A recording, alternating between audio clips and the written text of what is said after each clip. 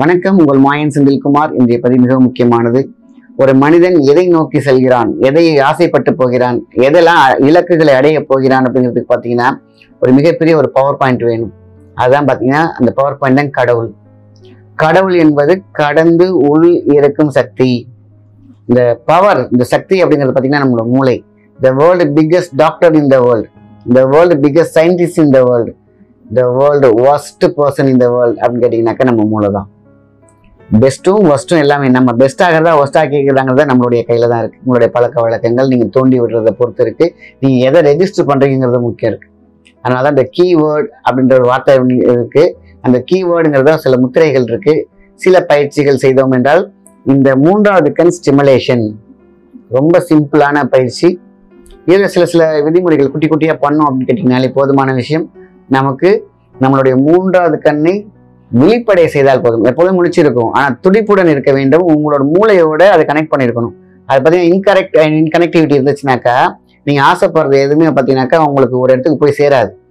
அது போய் ஒரு டச்சில் போய் சேருமே ஒழிஞ்சு டெபாசிட்ல போய் இருந்து அது பெரிய இன்கமா வளராது. ஸோ அதனாலதான் இந்த ஒரு பயிற்சி. ஸோ அதனால சொன்னேன், நம்மளோட தொட்டு காட்டாத வித்தை சுட்டு போட்டாலும் வராதுன்னு அடிக்கடி சொல்லுவேன். காரணம் என்னன்னா தொட்டு காக்கிற விஷயம் தான் இந்த இடம் அப்படின்னு காட்டணும் குரு மூலியமாக. ஸோ அப்போ தேர்ட் ஐ ஸ்டிமுலேஷன் நம்மளே எப்படி பண்ணிக்கிறது, இம்ப்ரூவ்மெண்ட் எப்படி பண்ணிக்கிறது. ஏன்னா ஒரு வீட்டுக்கு பார்த்தீங்கன்னா 2 ஃபேஸ் கரண்ட் முக்கியமா 3 ஃபேஸ் கரண்ட் முக்கியமானு கேட்டால் 3 ஃபேஸ் தான். 2 ஃபேஸ் கரண்ட்ல பார்த்தீங்கன்னாக்கா உங்களுக்கு ஃபேன், லைட் இந்த மாதிரி தான் போட முடியும். ஆனால் 3 ஃபேஸ் கரண்ட்ல நீங்கள் வந்து பார்த்தீங்கன்னா fan, AC, fridge, washing machine என்ன வேணாலும் போடலாம். ஏன்னா அந்த கெப்பாசிட்டி லோடட் கொடுக்கும்.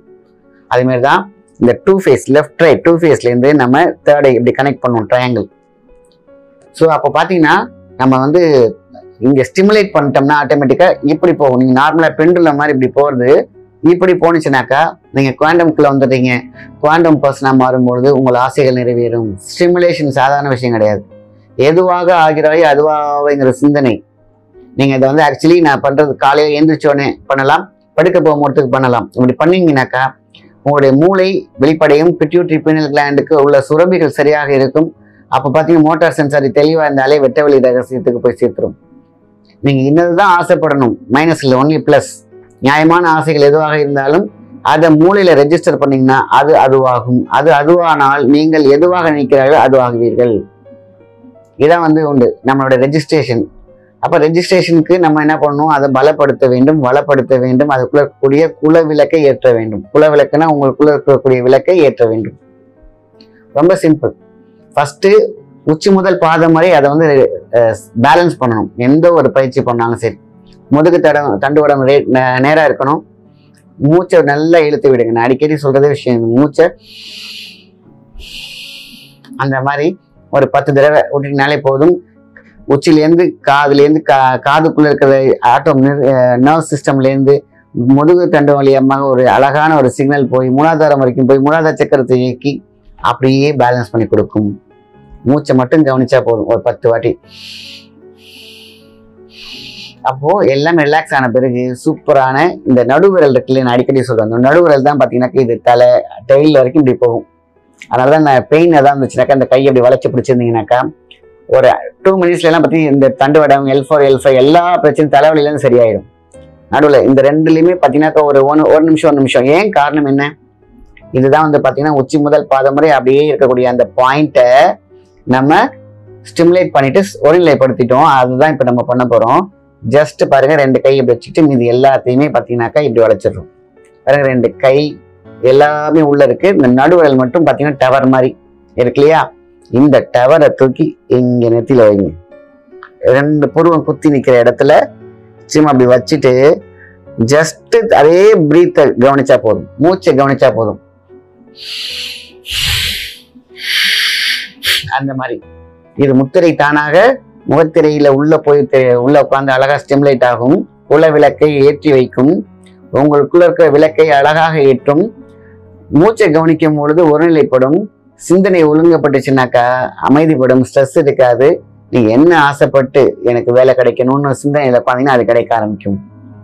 உங்களுக்கு நல்ல மேரேஜ் ஆகணும் அப்படின்னு நல்ல உங்களுக்கு என்ன தேவை, நியாயமான ஒரு முக்கியமான விஷயம். இது தவறா பயன்படுத்தவே முடியாது. ஏன்னா இது வந்து ஒன்லி பிளஸ் மோடு ஆக்டிவிட்டேஷன். அதனாலதான் வந்து உங்களுக்கு இதை பண்ண உங்களுக்கு வாழ்க்கையில் முன்னேறுவதற்காக, உங்களை உயர்த்தி கொள்வதற்காக, self motivation, self activation. Simple.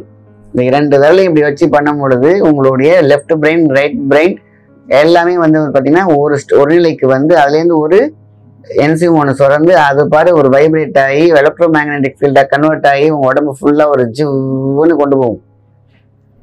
இது வந்து பார்த்தீங்கன்னா நம்மளுடைய ஆசைகளை நிறைவேற்றக்கூடிய அற்புதமானது. ஒன்றும் இல்லை, சிம்பிள் சிம்பிள்.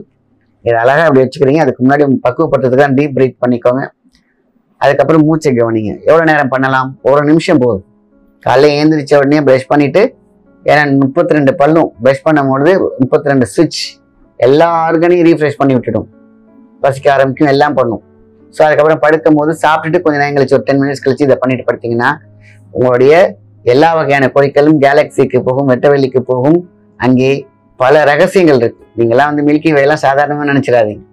எல்லாம் மிகப்பெரிய சக்தி. அது அழகா இங்கே உட்கார்ந்த இடத்துலயே நம்ம வந்து ஆக்டிவேட் பண்ணிக்கலாம், ஆட்டிவிக்கலாம். சரியான முறையில் கையாண்டால் ரொம்ப சிம்பிளா இதை மட்டும் ஃபாலோ பண்ணீங்கனாலே போதுமான விஷயம். ஆண் பெண், பெண்கள் வந்து பீரியட்ஸ் டைம்ல இது பண்ண வேண்டாம். மற்ற நேரத்தில் எப்போ வேணாலும் பண்ணலாம். So the best information. லைஃப்பை நம்ம மாதிரி கொண்டு போகணும், நம்ம இஷ்டப்படி கொண்டு போகணும், நம்ம ஆசைப்பட்ட மாதிரி கொண்டு போகணும்னு கேட்டிங்கன்னா இதை விட ஒரு பெஸ்ட் பயிற்சி, சிம்பிளான பயிற்சி கிடையாது. செய்து நலம் பெறுங்கள். நல்ல விஷயத்தை மற்றவங்க ஷேர் பண்ணுங்க. நன்றி, வணக்கம்.